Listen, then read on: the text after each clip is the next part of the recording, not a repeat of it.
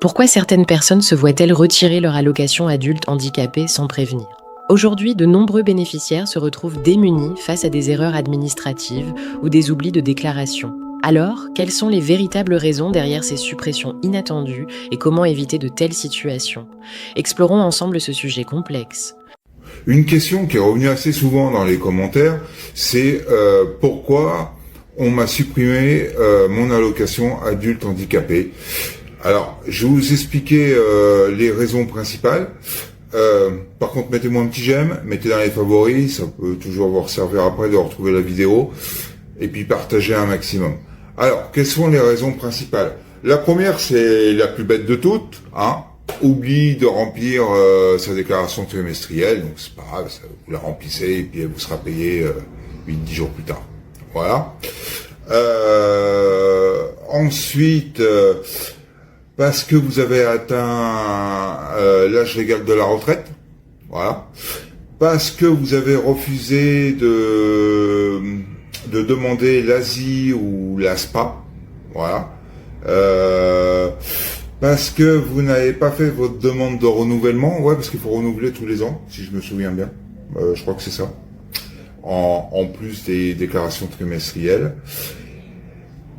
Parce que vous travaillez et que vous déplacez le plafond. Et si vous dépassez les plafonds de ressources, parce que vous dépassez en général les plafonds de ressources, je vais vous les donner là. Donc, si vous n'avez aucune personne à charge, c'est 11 656 € par an de ressources. Avec une personne à charge, c'est 17 485 € de ressources par an. Avec deux personnes à charge, c'est 23 313 € par an. Et avec trois personnes à charge, c'est 29 141 € par an. Et avec 4 personnes à charge, c'est 34 969 €.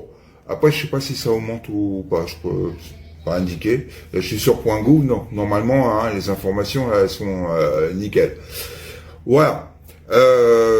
J'espère que ça vous a aidé et que ça vous évitera de stresser, parce qu'apparemment, il y en a plus d'un là qui m'ont envoyé des commentaires, ils étaient assez stressés sur le sujet. En général, bien souvent, c'est la déclaration trimestrielle qui n'est pas remplie. Voilà.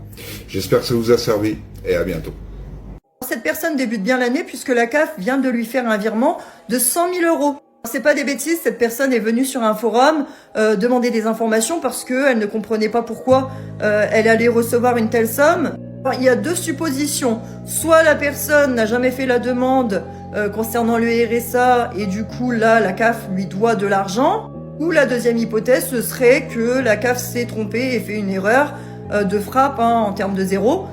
Soit elle lui doit 1000 € ou 100 €. En tout cas, la CAF a vraiment de l'argent pour qui elle veut. Cette personne était très étonnée de recevoir une telle somme.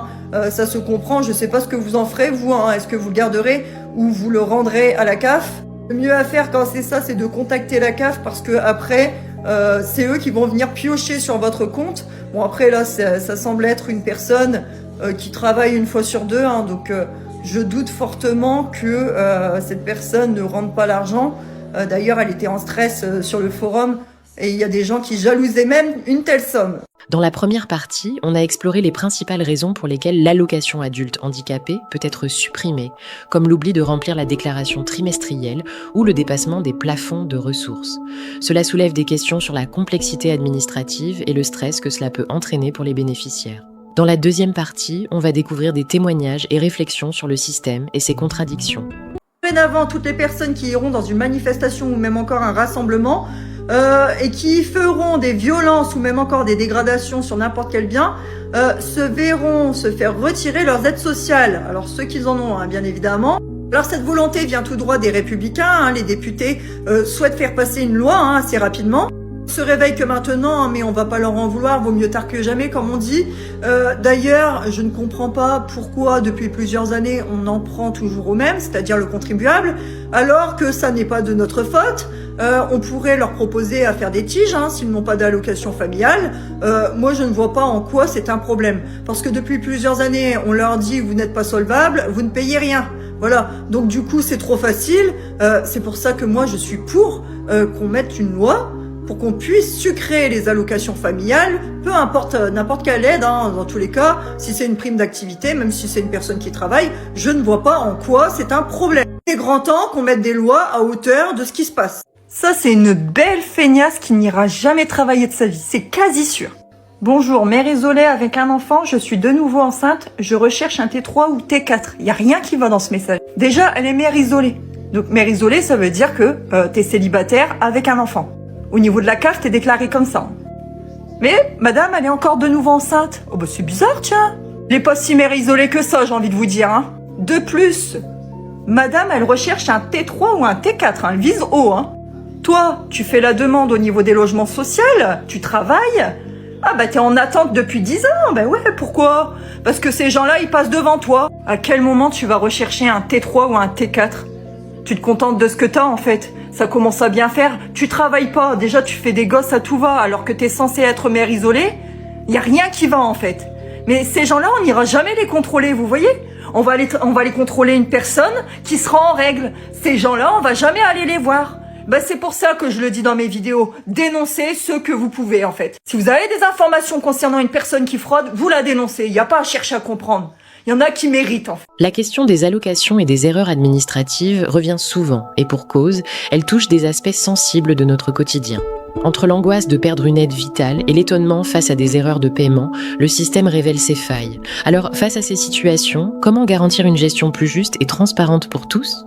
Mais nous sommes le 5 et je me suis rendu compte que je n'ai pas reçu tout ce que je devais percevoir de la CAF. Donc là, je viens voir la CAF là. C'est pas normal. Numéro, c'est quoi ça encore? Numéro, ils vont s'expliquer. Même pas. Bah, j'attends d'être prise là. Ah, mais c'est pas normal, moi, il me faut mes sous. Et bon, mon problème était réglé. Ils m'ont fait un chèque. Mais c'est la CAF, mais c'est la CAF, mais c'est la CAF, mais c'est la CAF, la CAF et la CAF et la CAF et la CAF et la CAF, mais c'est la CAF. C'est beau, hein. C'est beau la France, les gars. Les gars, c'est beau la France. C'est beau. Regardez. Regardez. Regardez la France.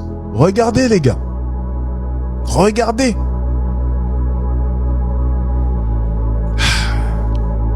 Mais nous sommes le 5 et je me suis rendu compte que je n'ai pas reçu tout ce que je devais percevoir de la CAF. Donc là, je viens voir la CAF là. C'est pas normal. Numéro,